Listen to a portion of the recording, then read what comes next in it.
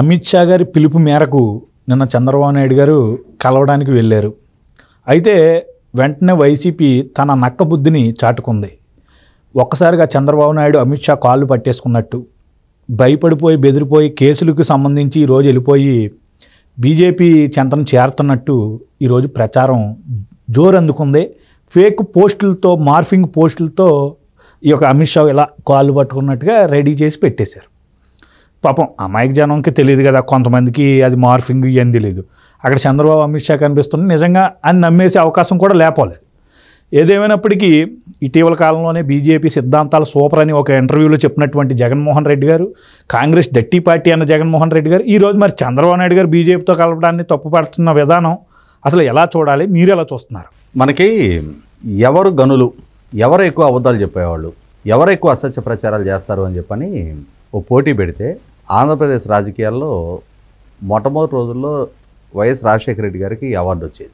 అతనికంటే గనుడు ఆచంట మల్లన్న అని చెప్పని ఇప్పుడు వాళ్ళ కొడుకు లేదు మా నాయనేం అబద్ధాలు చెప్తాడు, అసలు నేను చెప్పే అబద్ధాలు పరంపర చూసుకోండి, మా నాన్నది పిల్లబచ్చేస్తాయి, నా అబద్ధాలు అసలు ఇక ఎవరెస్ట్ శిఖరంకి సమానం అని చెప్పని ఇవాళ YCP party, YCP social media, YCP వ్యూహకర్తలు 2019 ఎన్నికలకు ముందు నుంచి కూడా జగన్మోహన్ రెడ్డి గారికి ఇచ్చిన ఎలివేషను, జగన్మోహన్ రెడ్డి గారు చేసిన అసత్య ప్రచారాలు, అధికారంలోకి వచ్చిన తర్వాత కూడా అదే వరడు కొనసాగిస్తున్నారు. వాళ్ళ ఎన్ని అసత్య ప్రచారాలు.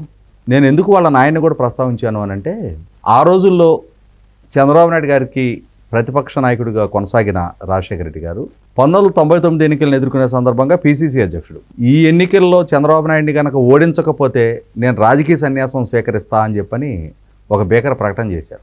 అబ్బో నిజమే కావాలా, పులివెందుల పులి అని చెప్పని కీర్తిస్తారేళ్ళని ఈయన ఇంతలో సవాల్ చేశాడంటే నిలబెట్టుకుంటాడు అనుకున్నారు. ఆ ఎన్నికల్లో తెలుగుదేశం పార్టీ చంద్రబాబు నాయుడు గారు విజయం సాధించారు. ఆయన మళ్ళీ ముఖ్యమంత్రిగా కొనసాగుతూ ఉన్నారు. ఈయన పీసీసీ అధ్యక్షుడిగా నైతిక బాధ్యత మీద రాజీనామా చేయాల్సి వచ్చింది ఓటమికి. అయినా సరే కాంగ్రెస్ పార్టీకి 90 స్థానాలు వచ్చినాయి, ప్రతిపక్ష పార్టీకి. ఆయన బలమైన ప్రతిపక్షంగా ఎమర్జ్ అయ్యాం. ఇప్పుడు రాజకీయ సన్యాసం లాంటి అవన్నీ తూచి ఇప్పుడు నేను రాజకీయ సన్యాసం స్వీకరించడం ఏంటి అని చెప్పని దాని ప్రస్తావన కూడా ఎత్తుకోకుండా, నేను సవాల్ ఇసిరా కానీ చంద్రబాబు నాయుడు దానికి సిద్ధమని చెప్పి అనలేదు కదా, అందుకని నేను దానికి తూచి చెప్తున్నా అని చెప్పని సిఎల్పి లీడర్ కొనసాగాడు. ఇది వాళ్ళ వైఖరి.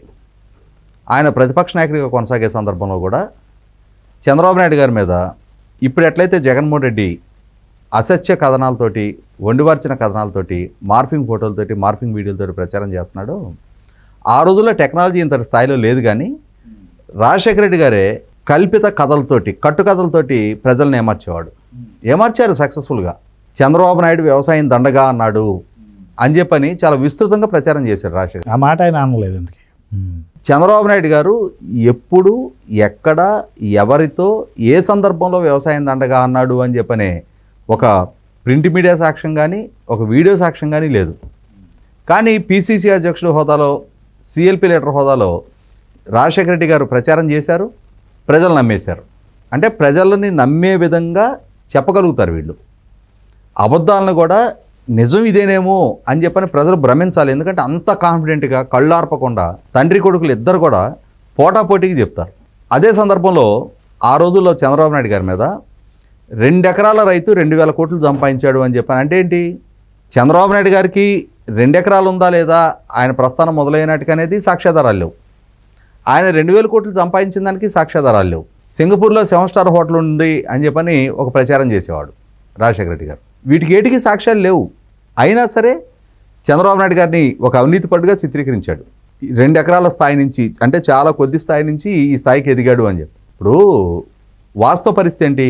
1978లో చంద్రబాబు నాయుడు గారు ఎమ్మెల్యేగా ఎన్నికయ్యారు.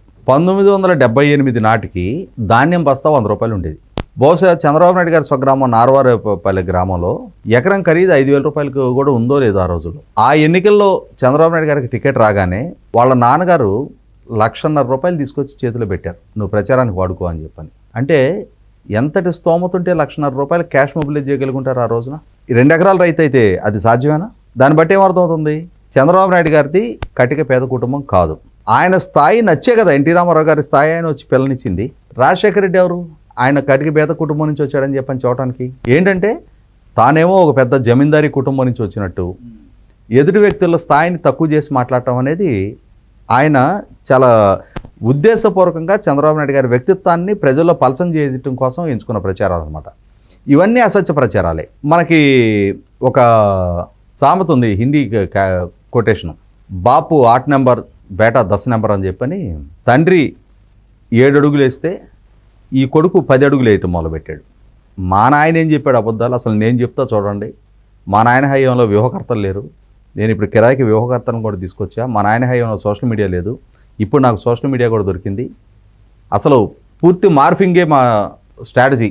ఈ మార్ఫింగ్ తోటి అసత్యాలను సత్యాలుగా చిత్రీకరిస్తాం, సత్యాలను అసత్యాలుగా చిత్రీకరిస్తాం. ఈ విధానాన్ని ఎంచుకొని జగన్మోహన్ రెడ్డి గారు 2019 ఎన్నికలకు ముందు కూడా ఆ రోజు 37 మంది సీఎల్ని డిఎస్పీలుగా ప్రమోట్ చేస్తే అందులో 33 కమ సామాజిక వర్గం వాళ్ళే అని చెప్పని ఒక ప్రకటన చేసేసాడు. అది నిజమా కాదా అని చెప్పని ప్రజలు నిర్ధారించుకునే లోపే, నిజం గడపల దాటే లోపు అబద్ధం ప్రపంచం చుట్టొస్తుందని చెప్పని జగన్మోహన్ రెడ్డి గారి అసత్యాలు ప్రపంచాన్ని చుట్టొచ్చినాయి. హాయ్లాండ్ లోకేష్ కొట్టేశాడు, నిజమేనా? హాయ్లాండ్ అగ్రిగోల్డ్ ఆస్తి కదా, హైకోర్టు ఆక్షన్ పరిధిలో ఉంది కదా, లోకేష్ ఎట్లా కొట్టేయగలుగుతాడు? ఇది ఆలోచించాల ప్రజలు. లోకేష్ కొట్టేశాడు అంతే. అగ్రిగోల్డ్ భూములు తెలుగుదేశం నాయకులు కొట్టేశారు.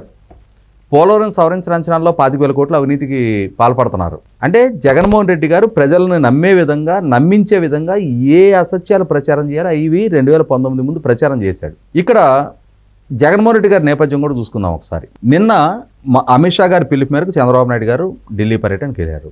అమిత్ షా గారి కాళ్ళు పుచ్చుకున్నట్టుగా ఒక మార్ఫింగ్ ఫోటోతోటి చంద్రబాబు నాయుడు గారి వ్యక్తిత్వ హనానికి పాల్పడే ప్రయత్నం చేశారు.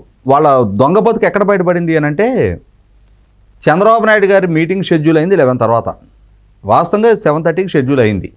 కానీ అమిత్ షా గారు పార్లమెంటు సమావేశాలు పూర్తిగా కానందువల్ల, పార్లమెంట్లోనే ఉండిపోవటం వల్ల ఆ మీటింగ్ టైం ఎక్స్టెండ్ అవుతా వెళ్ళింది. కానీ వీళ్ళు ముందు మీడియాలో వచ్చిన 7:30 టైం ఏదైతే ఉందో దాన్ని దృష్టిలో పెట్టుకొని ఆ 7:30కి ఫోటో రిలీజ్ చేసేశారు. అదే చంద్రబాబు నాయుడు గారి సమావేశం కనుక జరిగి ఉన్నట్టయితే సగం మంది నా నిజమేనేమో అని చెప్పని భ్రమించేవాళ్ళు.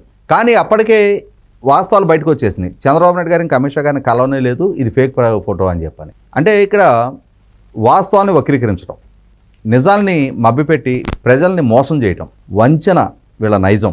వంచన ముందు పుట్టి వీళ్ళు వెనక పుట్టారు. ఇవాళ ఎవరిది కాళ్ళు పుచ్చుకునే నైజం. ఇందాక మీరు ఇంట్రోలో ప్రస్తావించినట్టుగానే జగన్మోహన్ రెడ్డి గారు నేను కాంగ్రెస్ పార్టీతో విభేదించా, ఇటలీ ఆధిపత్యానికి కడప పౌరుషానికి మధ్య పోటీ అని చెప్పని తను వైసీపీ పార్టీ తరఫున ఉప ఎన్నికలను ఎదుర్కొంటున్న సందర్భంగా రెచ్చిపోయి ప్రసంగాలు చేశాడు. కానీ పదే బెయిల్ పిటిషన్లు రిజెక్ట్ అవుతుంటే తన తల్లిని, చెల్లిని, భార్యని, బావని 4 రాయబారం పంపించారు అదే సోనియా గాంధీ గారి దగ్గర కాళబేరానికి. ఆ రోజు సోనియా గాంధీ గారి దయాదాక్షిణ్యాలతో ఈయనకి బెయిల్ దక్కింది. ఆ తర్వాత రాష్ట్రపతి అభ్యర్థిగా రామ్నాథ్ కోవింద్ గారు పర్యటనకు వచ్చిన సందర్భంగా తెలుగుదేశం ఎన్డీఏలోకి భాగస్వామి, ఎన్డీఏ అభ్యర్థిగా రామ్నాథ్ కోవింద్ గారు పోటీ చేస్తున్నారు. ఆయన వచ్చింది కూడా తెలుగుదేశం శాసనసభ్యులను కలవటానికి. కానీ జగన్మోహన్ రెడ్డి గారు, వాళ్ళ పార్టీ ప్రధాన కార్యదర్శి పార్లమెంటరీ పార్టీ నాయకుడు విజయసాయిరెడ్డి గారు, వీళ్ళిద్దరూ తెలుగుదేశం కన్నా ముందెళ్ళిపోయి రామ్నాథ్ కోవింద్ గారి కాళ్ళ మీద పడి బేగంపేట ఎయిర్పోర్ట్లో లైవ్లోనే అందరం చూసిందే ఆయనకి నమస్కారం చేశారు. ఎక్కడ సాన్నిహిత్యం? అసలు అంతకుముందు పరిచయం ఉందా వీళ్ళకి? అసలు వీళ్ళెవరో ఆయనకి తెలుసు అంతకుముందు? ఆంధ్రప్రదేశ్ రాష్ట్రంలో ఒక ప్రధాన ప్రతిపక్ష నాయకుడు, ఓ మాజీ ముఖ్యమంత్రి కొడుకు, అంతకుమించి ఈయనకేం జాతీయ స్థాయి ఎక్స్పోజర్ లేదా నాటికి. అయినా సరే వీళ్ళు ముందుగా వెళ్ళిపోయి చొరవ చూపించారు. ఆ తర్వాత ఈయన ముఖ్యమంత్రిగా బాధ్యతలు చేపట్టిన తర్వాత నరేంద్ర మోడీ గారు తిరుపతి పర్యటనకు వస్తే తిరుపతి ఎయిర్పోర్ట్లో నరేంద్ర మోడీ గారు కాళ్ళు పుచ్చుకున్నారు. ఈయన ఎందుకు? రాష్ట్రపతి అభ్యర్థి గారికి, ప్రధానమంత్రి గారికి కాళ్ళకు నమస్కారాలు ఎందుకు చేశారు ముఖ్యమంత్రి హోదాలో? అయ్యా, నన్ను ముఖ్యమంత్రిగా పరిగణలోకి తీసుకొని మీరు నా కేసులు వీటి గురించి మర్చిపోతారేమో, నేను అంతిమంగా లోపలికి వెళ్లాల్సి వస్తుంది, కాస్త నన్ను కనిపెట్టి ఉండండి సార్, నా కేసులు విచారణ వేగవంతం కానియద్దు, ఆ సాక్ష్యాధారాలు అవన్నీ కొద్దిగా చూచున్నట్టు మేనేజ్ చేయండి అని చెప్పని నరేంద్ర మోడీ గారి దగ్గర మెప్పు పొందడం కోసం, సిబిఐని కట్టడి చేయించుకోవడం కోసం ఇటువంటి కాళబేరానికి వెళ్ళిన నేపథ్యం. ఇటువంటి వాళ్ళు ఈ మార్ఫింగ్ ఫోటోలతోటి ఇదే వైఖరి మొదటి నుంచి కూడా గౌరవ హైకోర్టు న్యాయమూర్తుల్ని ఇట్లాగే కించపరిచారు. అదే సందర్భంలో తెలుగుదేశం పార్టీకి సంబంధించిన వివిధ మహిళా నాయకురాలని, అమరావతి ఉద్యమకారులుగా ఉన్న మహిళా రైతుల్ని ఎంత జుగుత్సాకరమైన పోస్టులతోటి వీళ్ళు వెంటాడి వేధించారు. అన్నిటికంటే అత్యంత జుగుత్సాకరమైన వ్యవహారం ఇవాళ సొంత చెల్లెల్ని వేధిస్తున్న తీరు, సొంత చిన్నాన్న కూతురిని వేధింపులకు గురి చేస్తున్న తీరు, అత్యంత జుగుత్సాకరమైన భాషతోటి. వీళ్ళకి సంస్కారపు స్థాయి తెలీదు, ఆ పరిధి తెలీదు, ఆ హుందాతనం లేదు. రాజకీయం కోసం ఎంత నీచానికైనా దిగజారే వైఖరి, నైజం. ఇటువంటి నేపథ్యంలో జగన్మోహన్ రెడ్డి గారు ఆయన సోషల్ మీడియా చంద్రబాబు నాయుడు గారి ఫోటోలు మార్ఫింగ్ చేయడం గురించి పెద్ద ఆశ్చర్యపడాల్సిన అవసరం లేదు. కాకపోతే ఏంటంటే చంద్రబాబు నాయుడు గారి అదృష్టం, తెలుగుదేశం శ్రేణుల అదృష్టం, ఈ ఫోటో రిలీజ్ అయ్యే టైంకి ఇంకా మీటింగ్ జరగల. ఆ మీటింగ్ అని జరుగున్నట్టయితే ఈ ఒరిజినల్ ఫోటోలను భ్రమించేవాళ్ళు కొద్దిమంది అయినా సరే.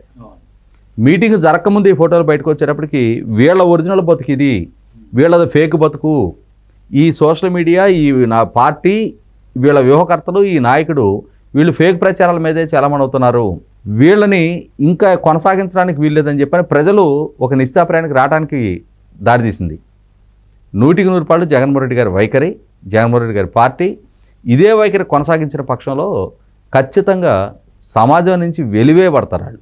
ఇదే విధమైన వ్యక్తిత్వ హననాలకు పాల్పడుతూ ఉంటే, ఇదే విధంగా నాయకుల స్థాయిని తగ్గించడం కోసం వాళ్ళ వ్యక్తిత్వం హననం చేయడానికి ఒక పరంపరగా కొనసాగిస్తుంటే ప్రజలు ఎల్లకాలం సహించరు. 100% జగన్మోహన్ రెడ్డి గారి నెగిటివ్ క్యాంపెయిన్ యాటిట్యూడ్ 2019కి ముందు ఆయనకి సక్సెస్ ఇస్తే ఇచ్చి ఉండొచ్చు.